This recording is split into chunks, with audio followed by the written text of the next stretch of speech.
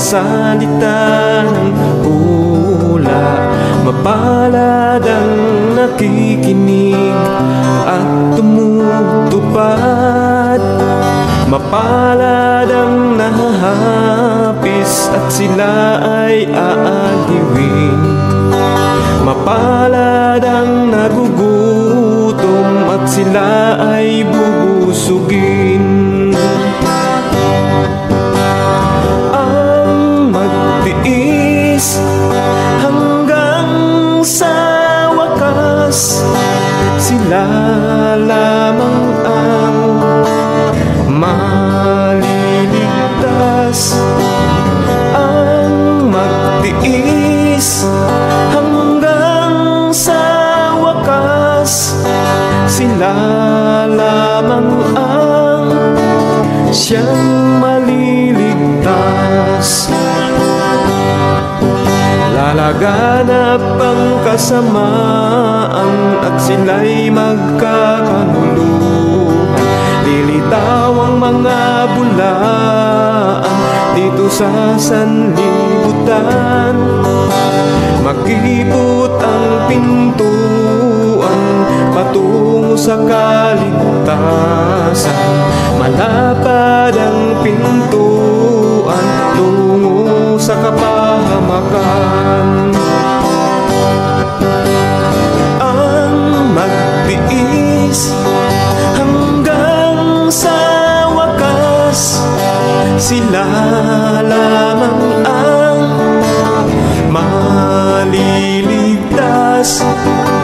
Ang magtiis hanggang sa wakas, sila lamang ang siyang maliligtas.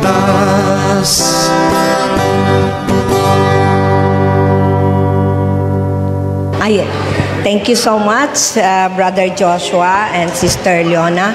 Okay, muli po ay magandang gabi sa inyong lahat. Kumusta po kayo sa gabi-gabi ninyong pakikinig?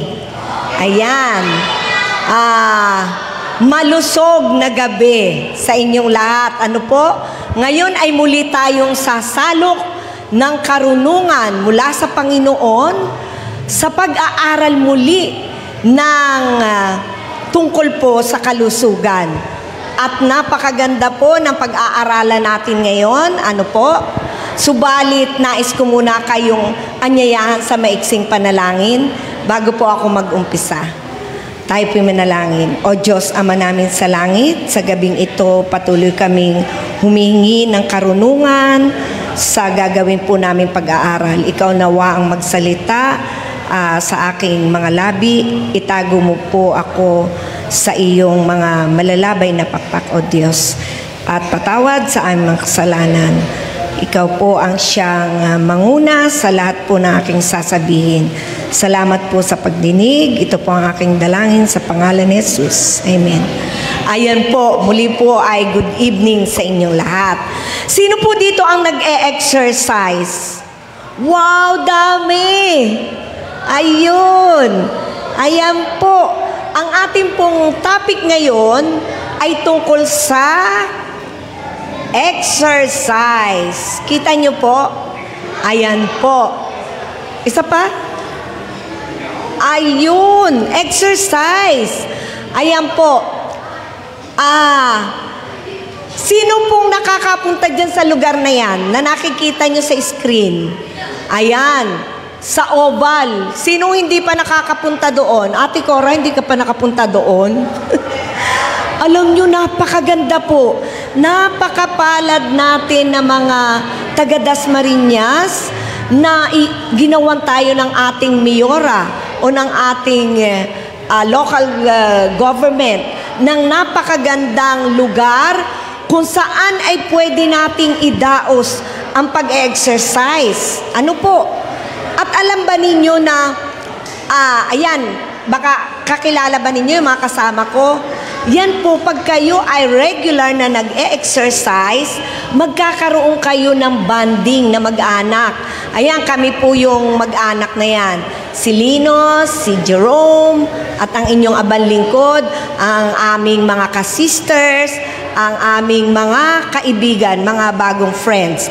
Pag kayo nag-e-exercise, makakamit kayo ng iba't ibang mga tao na kasama ninyong mag-i-ehersisyo doon. Ate Cora, sama ka bukas. Mga 5:30 po kami napunta dyan hanggang sa sumikat yung araw. At napakasaya po. Nakakita na ba kayo ng nag-e-exercise na nakasimangot? Di ba wala? Di ba, sister? Pag nag-exercise ka, Ate Merly, naka-smile. So, laging masaya. Wala pa akong nakitang nag-exercise na nakaganyan. Alam nyo, kahit hindi mo kilala, yung mga tao dito sa Oval o dyan sa Promenade, naka-smile sila lahat. Hi, good morning! Oo, bumabati ng good morning. Ano po? Ayan, ang sabi po sa 1 Corinthians chapter 9, 26 at 27 na verse, hindi ako tumatakbo ng walang patutunguhan at hindi ako sumusuntok sa hangin, subalit sinasanay ko at sinusupil ang aking katawan upang sa gayoy hindi ako maalis sa paligsahan pagkatapos kong mangaral sa iba. Baka pangaral ako ng pangaral dito, mag-exercise kayo regular, tapos ako naman mismo hindi nag-e-exercise, no? Tapos sabi ko, ang exercise nakakapayat, tapos ang taba-taba. Di ba? So, sabi dito, dapat pag nangaral, nagsalita ako ng magandang exercise, makikita sa'yo na talagang nag-e-exercise ka nga. So, ano pa po? Ayan.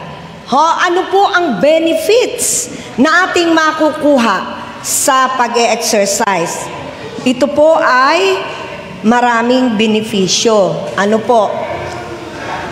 Ang exercise ay hindi lamang nagpapalakas ng inyong pisikal, kundi nagpapabuti rin ng iyong mental na kakayahan sa pamagitan ng pagtaas ng oxygen sa utak. Ina-activate nito ang ating 4 na hormones na nagpo-promote para tayo ay maging masayahin.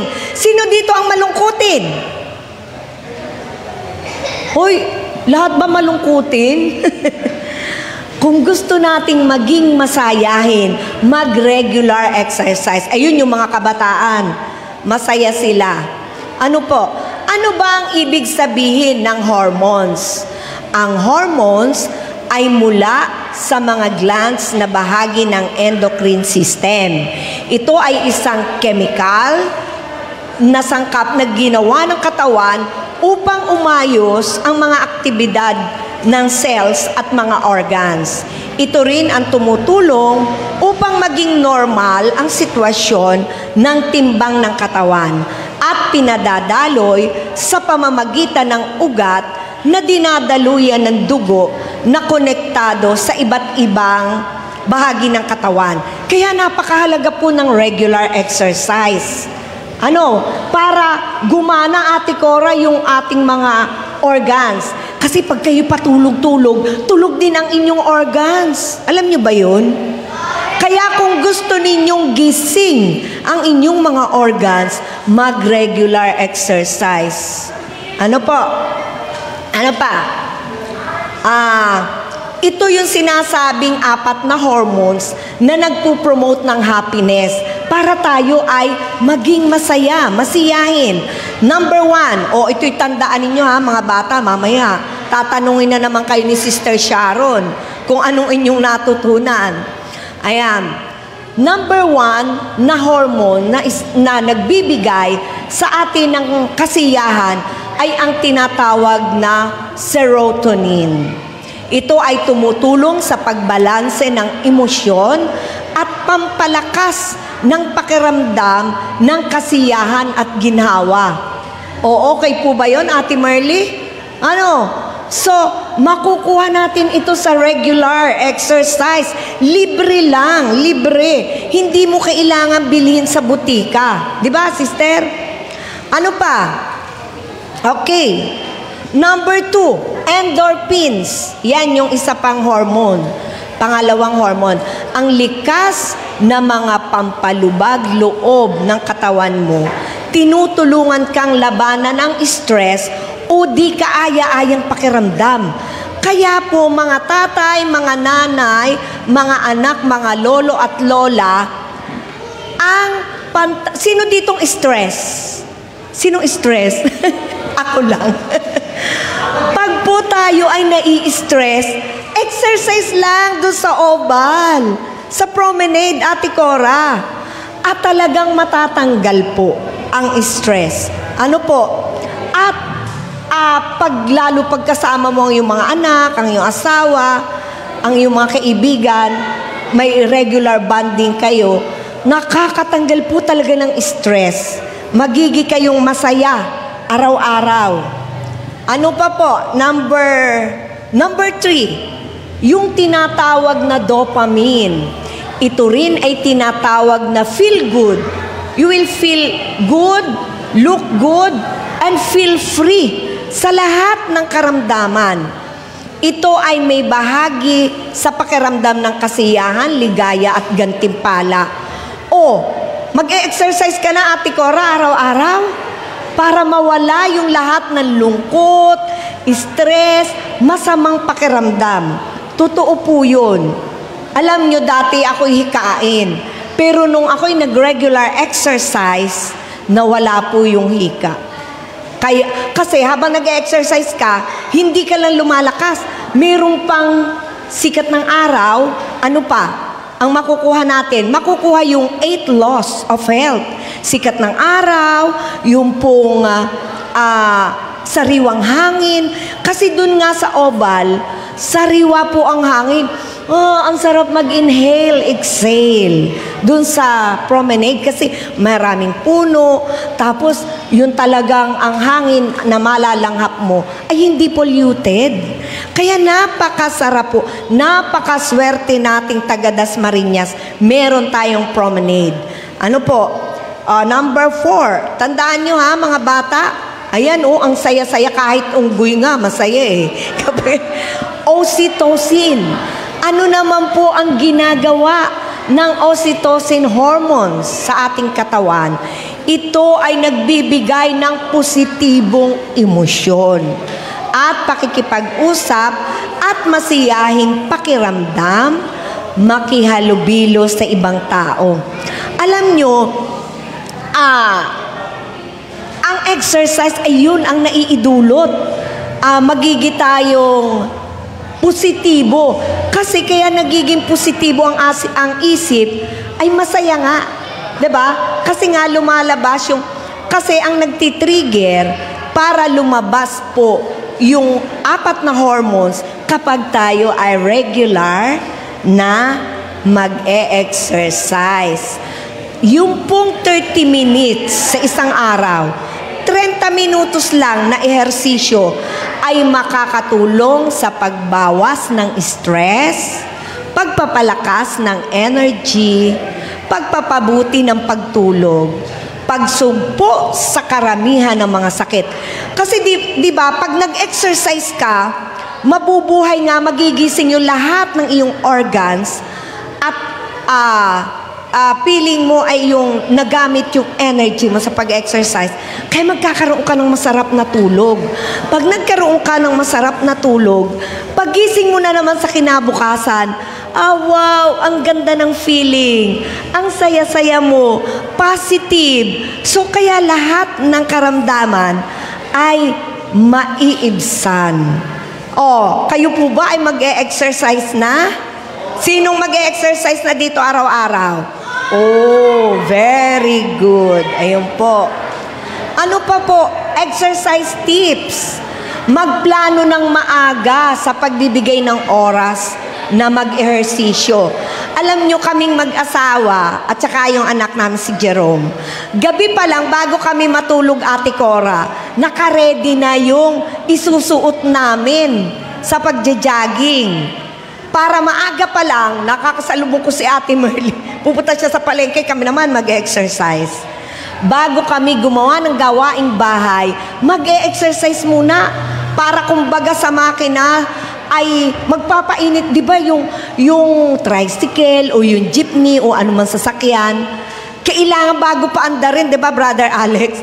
Paiinitin mo muna. So ganin din po yung katawan natin. Bago tayo mag-umpisa ng gawain, tayo po muna ay mag-exercise para masigla nating matatapos lahat ng ating gawain. Ano po?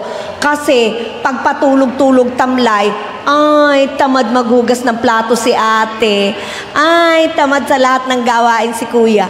Kasi tulog lahat ng organs. Tama po ba? Ayun, magkaroon ng disiplina at good attitude. Gawing masaya ang pag-i-ehersisyo. Katulad na nasabi ko na, wala namang nag-exercise na nakasimangot. Ang the best na exercise, Ate Merly, Ate Cora, ay ang paglalakad. Walking. Kasi hindi ito mahirap. Di ba yung walking? Yung jogging, medyo, ano yan eh, nakakapagod yung jogging. Di ba, Brother Alex? Pero pag walking, pero medyo briskly, para naman medyo mabubuhay nga yung daloy ng dugo. Kaya the best and pinaka-safe na exercise ay ang walking. Ayun po. Ano pa ang ating pag-aaralan sa gabing ito? Ang sariwang hangin. Wow! Kapag kayo nasa ganitong lugar, yung mapuno, alam nyo ba, dyan sa ilalim ng puno na may mga hamog-hamog, nandyan, Ate Cora, yung tinatawag na negative ion. Na yung negative ion yun yung fresh air. Alam nyo kung minsan, nararanasan nyo yung paninikip ng ulo. Parang ang sakit-sakit ng ulo nyo, lamang kayong sakit. Alam nyo, kulang kayo sa hangin. Yung oxygenated blood. So, para magkaroon tayo ng oxygenated blood, ay paggising nyo sa umaga, umupo muna kayo sa gilid ng inyong bed at mag-inhale, exhale. Para kumbagay pampasigla din iyon. Pero kung tayo may time na pumunta sa mga ganitong lugar, maraming puno, sa mga taluktok ng bundok, burol, ay tayo po'y magkakaroon ng magandang pakiramdam. Ayan, malapit na po tayo matapos, Pastor. Ayan, ang paghigop ng sariwang hangin ay ang paglanghap ng oxygen na nagbibigay buhay sa inyong katawan. Ito ay mahalaga sa pagpapanatili ng magandang kalusugang pisikal at mental na may mahalagang papel sa pagtulong sa katawan na labanan ang mga sakit. So yun po, kailangan natin ang sariwang hangin. Ano pa? The benefits of fresh air. Ito po yung mga benepisyo. Malinis na respiratory system. So pag nag-i-inhale, exhale tayo dun nga sa oval o sa promenade, magkakaroon tayo ng malinis na respiratory system. Pampalakas ng resistensya, pampalakas ng enerhiya, pampalakas ng pag-iisip at ng emosyon, pagkakaroon ng mas mahimbing na naman na pagtulog. Kaya kung bago kayo matulog, inhale, exhale. Ayun po. Practicein natin yung inhale, exhale. At ito po yung last, ang pagkakaroon ng sapat na sariwang hangin sa araw-araw na pamumuhay ay mahalaga para sa pangkalahatang kalusugan at kagalingan ng katawan. Kaya yung pong dalawa, tandaan natin exercise at fresh air. Napakahalaga po.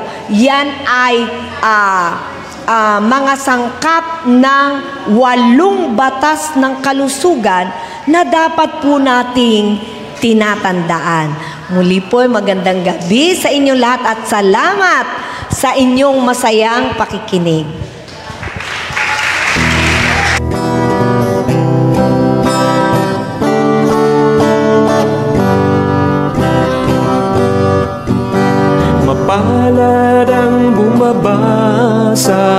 salita ng hula. Mapalad ang nakikinig at tumutupad. Mapalad ang nahahapis at sila